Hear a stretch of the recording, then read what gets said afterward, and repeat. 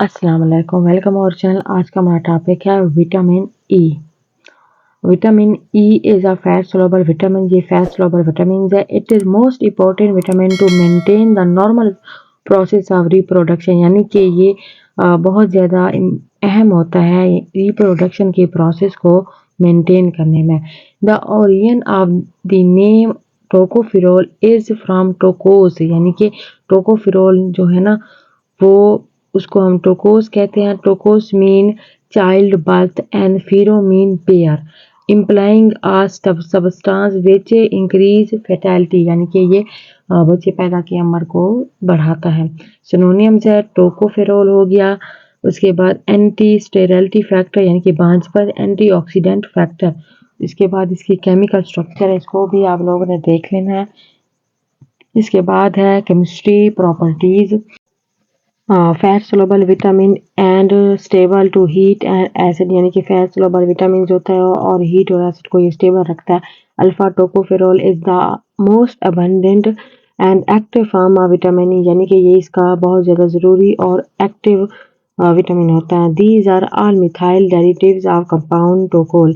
Source है this source occur in the nature as light yellow oil, यानी कि ये ऑयल में होता है। एनिमल हो गया, एग योल्क, मिल्क हो गया, ह्यूमन मिल्क इसमें भी होता है। कंटेन मोर देन कोज मिल्क हो गया, लीवर हो गया, चीज बटर इन सब में पाया जाता है। Cheese mean paneer. Plant wheat germs oils, cotton seed oil, peanut oil etc इन सब में ये पाया जाता है। ये देखें, ये विटामिन ई वाली जो सोर्सेज है ना वो भी डायग्राम बना हुआ है। देखें, कॉर्न हो गया, nuts, oil, green leafy vegetables, ये सारे के सारे, इसको भी आप लोगों ने देख लेना है। फंक्शन ऑफ विटामिन ई, इसका फंक्शन है नंबर 1 पे एंटीऑक्सीडेंट, यानी कि ऑक्सीजन जो काज करता है। The main function of vitamin E is free radical trapping of antioxidant in cell membrane and plasma lipoprotein, यानी कि ये सेल मेम्ब्रेन और लिपोप्रोटीन, लिपिड और प्रोटीन को भी काज करता है। This help in maintaining the integrity of lipid moiety of cell membrane and organelles and mitochondria, यानी कि ये cell organelles, mitochondria, cell membrane इनमें भी पाया जाता है। Vitamin E act the antioxidant at high oxygen partial pressure, यानी कि एंटीऑक्सीडेंट भी होता है जब ऑक्सीजन हाई होता है। आरबीसी मेम्ब्रेन, उसके बाद membrane of respiratory track and retina को भी ये काज करता है। ये देखें, ये इसकी vitamin E benefit of vitamin E, ये इसकी डायग्राम बनी हुई है। Protect cell membrane and from damage by oxygen, यानी कि टिश्यू वगैरह को भी डैमेज होने से बचाता है। ये सारी इधर देखें, ये बनी हुई है देखें। उसके बाद यानी कि ये आरबीसी मेम्ब्रेन ये इसमें पाई जाती है। रिस्पिरेटरी मेम्ब्रेन यानी कि रिस्पिरेटरी ट्रैक, इसमें नोज हो गया, ट्रेकिया, ब्रोंकाई, लंग्स, जो कि हमने फिजियोलॉजी में पढ़ा था, वो भी रेटिना यानी कि आंख वाला, जो आंख के अंदर रेटिना होता है, वो सारी चीज़ें विटामिन ई में आ जाती हैं। इसके बाद है एक्ट एज को एंजाइम, यानी कि ये एंजाइम के तौर पर भी एक्ट करता है।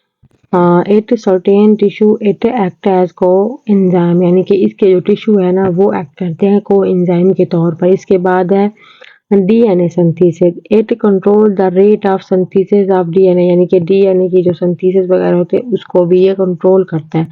उसके बाद है muscle, it is essential for the normal function of muscle, यानी कि मसल वगैरह के को बनाने के लिए भी ये अहम किरदार अदा करता है। उसके बाद है care of RBC, vitamin E looks after RBC and prevent them from haemolysis, यानी कि हीमोलाइसिस कराता है, जो कि by preventing membrane damage by various oxidant. act as activator, act as activation for enzyme systems such as cytochrome and C reductase. Number 7 पे है reproduction.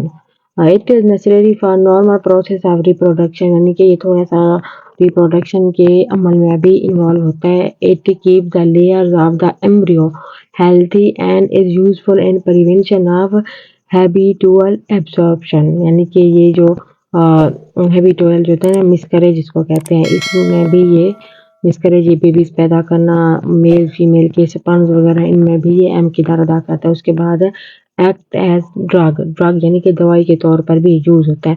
Used in angina pectoris and in coronary insufficiency यानी कि ये इन दवाइयों में भी use होता है। इसके बाद डेफिशिएंसी या विटामिन ई की डेफिशिएंसी से क्या होता है? द डेफिशिएंसी या विटामिन ई में काज फॉलोइंग डिसऑर्डर यानी कि इसके फॉलोइंग डिसऑर्डर्स हैं। नंबर 1 पे है hemolysis, rupture of RBC membrane due to increased lipid peroxidation यानी कि hemolysis करता है जिसमें rupture of RBC आ जाता है। उसके बाद ओडीमा हो गया, ओडीमा जो कि विरासती बीमारी होती है स्पेशली इन न्यूबर्न में मस्कुलर डेस्ट्रोफी हो गया, मसल वीक हो जाते हैं यानी कि रिप्रोडक्शन फेलर हो जाती है। मेल्स में टेस्टिकुलर डिस्ट्रोफी एंड डिफेक्टिव सुपरमेटोजेन यानी कि स्पर्म कम बनते हैं। फीमेल्स में जो है वो मेंस्ट्रुअल साइकिल यानी कि एबनॉर्मलिटीज यानी कि जो मेंसेस वाला साइकिल होता है वो डिस्टर्ब होता है। उसके बाद अबॉर्शन वगैरह हो जाते हैं, लीवर निक्रोसिस हो जाते हैं, पर प्रीमेच्योर इन्फेक्शन यानी कि ग्रोथ एंड डेवलपमेंट रिटार्डेशन इसमें कमी हो जाती है। उसके बाद इसके यूजेस हैं recently vitamin E is used in following disorder में बीमारी यानी कि ये दर्जा बीमारियों में यूज होता है। नॉक्टर्नल मसल क्रैम्प्स, उसके बाद है इंटरमिटेंट क्लॉडिकेशन यानी कि ब्लड सप्लाई की डेफिशिएंसी जो हो जाती है, ब्लड सप्लाई कम होता है। फिब्रोसाइटिक ब्रेस्ट डिजीज यानी कि ब्रेस्ट वगैरह जो है ना लेडीज के वो ढीले हो जाते हैं। एथेरोस्क्लेरोसिस हो गया, ये भी है ब्लड सप्लाई की डेफिशिएंसी में आ जाती है।